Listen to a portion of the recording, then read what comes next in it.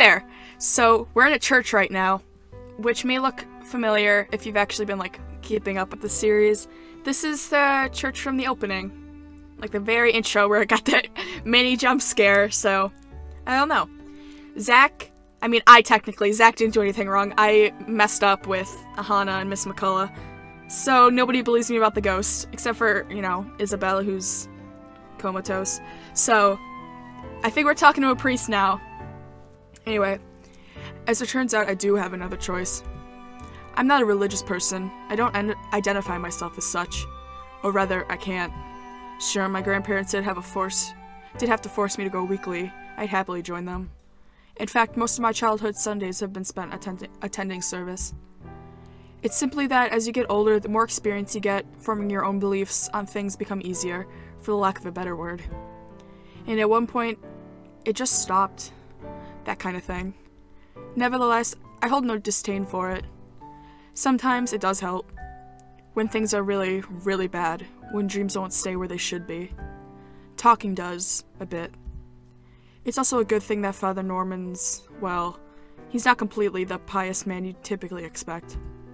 My unlikely friendship only probably happened because he's the kind of guy who's cool with the young ones, as he so aptly puts. And he is, surprisingly. It makes him easy to approach. Like that one time with Isabella. I don't think he believes in the ghost kind, but there he went. Maybe he has something to say about the photos as well. It won't hurt since I've already gone ahead and went to Anselm. At daybreak, on my bike.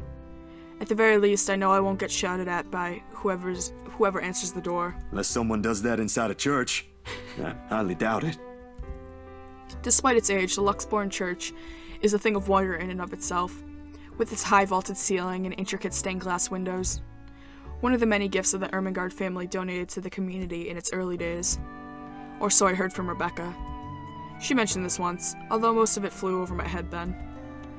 At this time of day, the church is mostly empty, save for a few visitors and ushers shuffling about, some muttering their prayers under the breath. The scene of burning candles and incense permeate the air, giving the place a general feel of reverence. Pretty welcoming, all in all. Even so, I keep the noise my treads make to a minimum. Disturbing the quiet feels like a sin alone.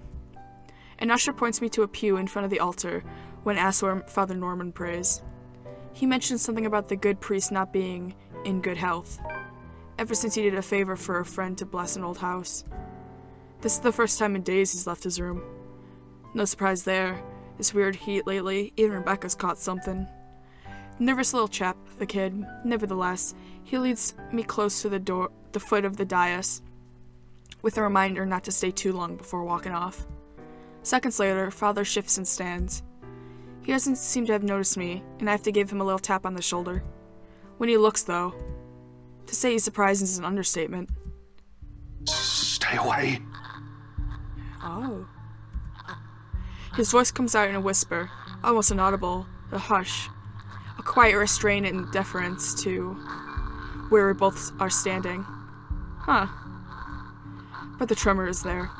He focuses on me with wide bulging eyes, copious amounts of sweat appearing on his forehead despite the relative coolness of the place. Father Norman? Keep your distance. Hey, it's me, Zach, remember? Stay away, don't come near me. It must be the fever talking, or whatever he caught. I kind of hear this noise. I can't really decipher what it is, really, but it sounds like it's coming from just right over my shoulder. Maybe I should turn around, but nah, I can't do that. It has to be. I don't recall ever doing anything for him to drive me away like this. In all the years I've known him, he's been nothing but polite, nothing but accepting of people regardless of belief or status in life. For words akin to a threat to come from him, it's simply beyond unimaginable. Go back to where you came from. Leave. Father, what did I do? Aw. Leave, now. Zach, turn it around. Just tilt your head just a little bit to the left. You'll see. I extend a hand to his shoulder, meant to be reassuring. But he recoils, his ankle catching on the edge of the dais as he backs away. His shout, when I attempt to reach out, again echoes through the entire hall, catching the attention of a few people inside. I try to keep a level tone, but with the stranger's eyes trained on us, panic starts to weave its way into me. Stay away, demon! Go back to the hell you came from! No. Also, side note, Zach looks really cute here. Father, it's okay. I only came here for some pictures I thought looked odd. I figured you might know something. From my pocket, I fish out the photos and try to hand it to him. Instead, he strikes my wrist away, almost like an accusation, and sends the photographs fluttering uselessly to the floor. Helpless, I can only watch as he curls in on himself on the ground, a sad blubbering mess whimpering to himself. He tips his head forward and begins rocking, his hands clasped over his ears. That accursed spirit, so full of anger and pain. All those horrible things I've seen. I can't sleep. I can't eat everywhere I look. Go away. Go away. Go away. You're not supposed to be here. This is a house of God. Be gone, demon. Lord have mercy, God, our Lord, King of ages, all-powerful and almighty. You who made everything and transform everything simply by your will. A number of people have moved closer, mostly just to gawk. Thankfully, as if to save him from being an utter spectacle, 2 ushers come out, taking him away. One of them, a kid from earlier, shoots me an apologetic look. I can't even return it to him. Anxiety is a powerful thing. A firm little notion that clings, eats, and consumes you. I can still hear his prayers even now as they drag him away. May he keep at bay and vanquish every evil power, every poison or malice invoked against us by corrupt and envious people. Then under the protection of your authority may we sing in gratitude. It rings, hums in me, as I'm left to pick up the pieces of this chaos. Back to square one we go. If there's salvation in this, I hope we find it soon. Oh my gosh. The moon is well into the night sky by the time I make it back home. My heavy treads and the sound of traffic outside echoing in my ears, filling the empty room with some semblance of life. Nana would scold me if she ever hears me walk like that, but after today, I really can't give a damn about everything. The mattress creaks under my weight as I unceremoniously flop down on it, and I find myself looking over the paper under my grip. As promised, Miss Wright had my bike delivered back to my apartment. Found it parked in the rack downstairs with an invitation and a note tacked to it, in fact. Be there, it said. If only it were that easy, but it'll give me a chance to talk to her. About that thing in her house. With a sigh, I let my head fall to the side of the bed, along with the invitation. I'll think about it tomorrow, when my head ain't muddled with thoughts of a headless woman and the haunting smiles of a ghost. Belatedly, it occurs to me I haven't eaten anything since I left this morning, and an empty, gnawing ache makes itself known, but I can't bring myself to stand up. Today was a complete waste of time, and frankly, a disappointment. I don't like this. The lack of certainty, the disquiet, the lack of stable ground to stand on, the part where I do not know what will come tomorrow. Ever since that damn letter, everything has been thrown out of the loop. I wish everything stayed the same. Routine would have been easier to make sense of than this. Closing my eyes, I let the noise from the streets below lull me to sleep. At the very least, that's the one thing that hasn't changed. Oh my gosh. The melody carries into the long hall before I cross the threshold. Solemn, but gentle and soothing, a reminder of what home is. Pause for a meaningful gaze, Ma's wistful smiles, the warm rays filtering through the eaves of sunset, the distinct smell of wet earth and leaves after a long day's rain in our room. The room. Ma and Pa's pride and joy, a place we were once promised several springs ago. Yet it won't stop. No, wait! Come back! I'll be good this time! Please don't leave! Please stay! The floorboards are cold under my feet, more than it usually is, the walls more forbidding than what I'm used to. Farther and farther the room goes. Ma's singing ceases in Pa. I can't hear Pa. Not above the ruckus clanging and the deafening roar of gunshots, nor the screams replacing the comforting soft melodies. There is only the binding fear. But when the light breaks, Her skin is already taken to a sickly pale color, rotten in most parts, blood dripping from every open gash and lesion in her body. Bony hands grip Hannah's neck like a noose, staining the skin underneath a vibrant shade of scarlet. Nothing but malice fills with gleam in her eye. A scream ripples through the air. My whole No, don't do this to me. No, I can't do this again. I can't be scared, please God. My whole body feels distant. Every limb heavy with lead, all unable to move at will. Not even so I can wipe the beads of sweat forming at my temple. The rasping of my breath easily fills the room in the wee hours while I force it back into a steady rhythm. There's a tightness in my chest I can't shake off, my heart pounding against it as if it's about to burst out. Something cold is settled in my legs. Not the usual chill that comes and goes with the passing breeze from the window, but one strong enough to sting, shackle, and leave a frigid sensation creeping up my skin. With every struggle I make, the pressure winds firmly around my legs. Tighter, and tighter, and tighter. All until it becomes too much. No, I knew it! My heart stops. Another draft sweeps into the room and brings it with an iron tang of blood. Thick. Suffocating. Filling my nose with a foul, sickening smell as I shift my gaze downwards and slowly comes into view. Oh, hi! Hi! Look, this is, usually I'd be okay with waking up to, a little, if you know what I mean, maybe a little blowjob, but this is, a little unexpected. Please go away. I don't like this. Oh my gosh. Mouth stretched into a hideous smile, and eyes brimming with nothing but madness. The stench of gore taints the air around me, and I can't look away. From the terror and death that her uncanny, twisted features alone scream. I try to open my mouth, to shout, to ask for any help, but my voice has left my body altogether. All I have is a painful realization that no kind of plea will ever save me from her. Then suddenly, the bed dips. Please, I don't want to look at this. Oh, stop. No! No, I don't like it, please. Oh my God, I don't like it. Okay. Breathe. Okay, we're good, we're safe. I was prepared for a quick time event, but okay, we're good. Okay, the brutal plunge back into myself jerks me awake. There is no ear-splitting scream, no wild thrashing of limbs. Just a painful, constricting awareness that something has wound itself tightly around my neck. Okay, it's just the blanket again. I was like, if I roll over and she's next to me and she's like choking me, I am going to scream right now. Okay. I waste no second pulling a blanket away, but allow myself a few minutes to steady my breathing before I get out of bed. Inhale, hold, exhale.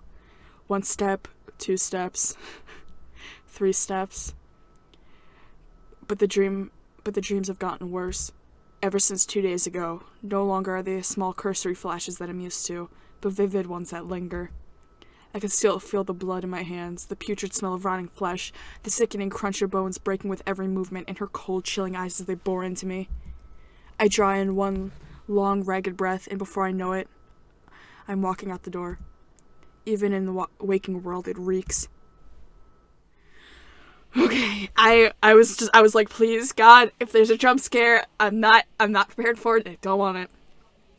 Oh my gosh, okay. A bench on the park is far from the most private place for thoughts in Luxbourne, considering its location in the heart of the bustling city. But in the early hours of the morning, it provides enough peace and quiet for any poor problematic soul who happens to wander here. Excuse me. The city is just waking up, a little later than usual. But knowing what day it is, one can't fault there for being a little tardy just this once. Yet neither the pleasant morning chill nor the soft twittering of birds does anything to banish the images. Every single one has rooted itself in my head, its claws digging deep, in what is no longer a safe place to hide. London Bridge is falling down, falling down, falling down. London Bridge Hi. is falling down, my fair lady. Take a key and lock him up, lock him up. Is this just what we're doing now? Key and lock him up, my fair lady. Okay. No! Okay, it used to be easy, finding some pretense of peace under the guise of sheer optimism, following regular routine. Now I don't know what to make of it. I can't take this moment seriously when she's singing. Please, girl, go home. Sometimes it's easier to run, easier to hide when everything's falling apart. That way you don't have to be the hey lady, hey kid, I'm really just trying to work through this inner monologue. Can you please quiet down for 2 seconds? It worked when things went bad with the movie, after all. It also worked when Ma and Pa were taken from us. Though the sentiment's a little hypocritical when you think, girl, can you please go anywhere else and sing? I'm really trying to work through some shit. When you think about my little walk to Miss Wright the other day. But that's just how it is. Maybe it is really better if I just... Hey, mister. Oh my gosh. Hello? I don't know if I like this. You are the one who's singing and you really need to quiet down. I'm trying to work through this traumatic stuff. The tiny voice gives me a pause. When I look up, a little girl, maybe about 6 or 7, is peering at me. Two wide eyes overflowing with what can only be natural curiosity one typically sees in children. I vaguely note the St. Goretti uniform she's wearing before returning her greeting. Hey kid. Kylie. Kylie? You're Hannah's, niece? That's my name. Mama said it's rude not to call people by their names. Shanette flops down on the empty space beside me. Her little legs, still too short to touch the ground, swinging to the song she hums under her breath. I don't mind kids. Nana would often invite the ones in our neighborhood to give them treats. Of course, by then, Sis and I were both old enough to play with them, but you get used to the commotion eventually. It's not completely as unpleasant as most people would imply. Kylie seems to be a well-behaved kid anyway. Oh, sorry. Nice to meet you, Kylie. Is Mama here? No, but my big brother's with me. Are you related to Ash? He's taking pictures with his camera over there.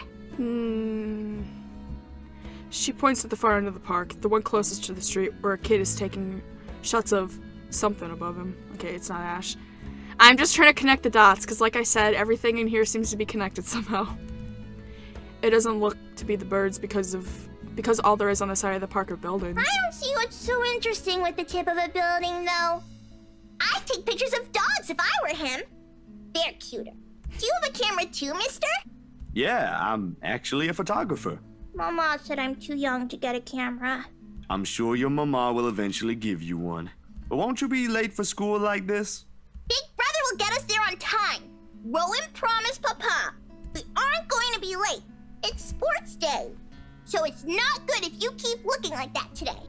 If it ends up raining and we lose, it's your fault.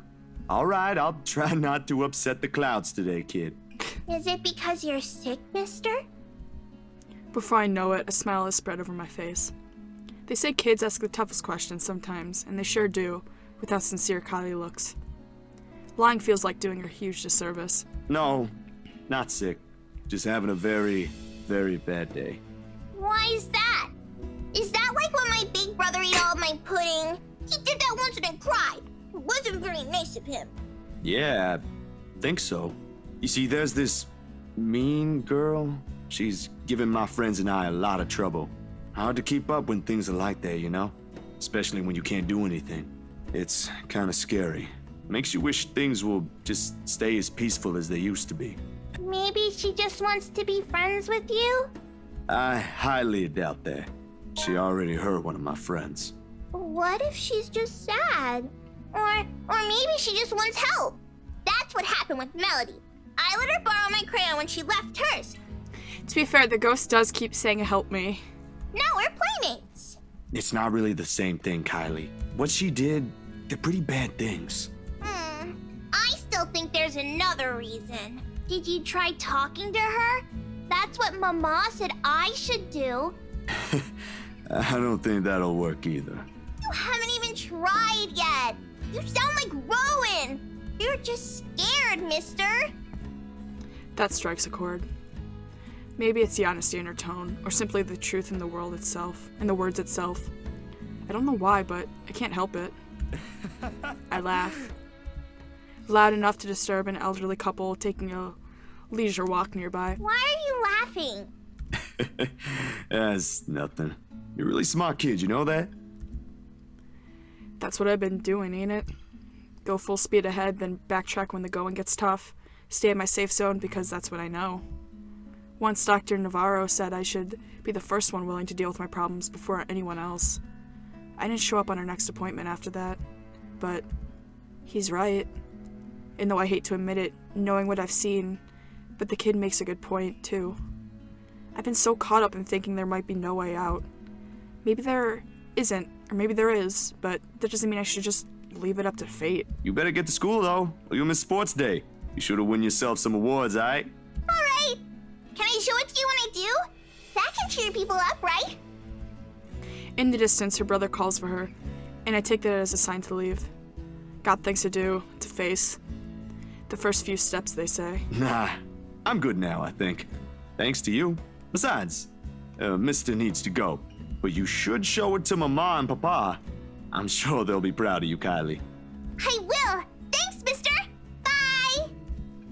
I give her a little pat on the head before heading my way. A small gesture of thanks from a stranger she didn't know that she might have helped. She may not understand it now, even though at such a young age she already has this understanding of things, but maybe when she's older. When the world no longer seems too big for her. But aren't you going to help me, mister? That is spooky. We're gonna leave it off there. That is a spook. And you know what? Who doesn't like opening up an episode with spooks? Anyway, thank you so much for listening. I really appreciate it. And I hope you get to sleep in tomorrow. Anyway, good.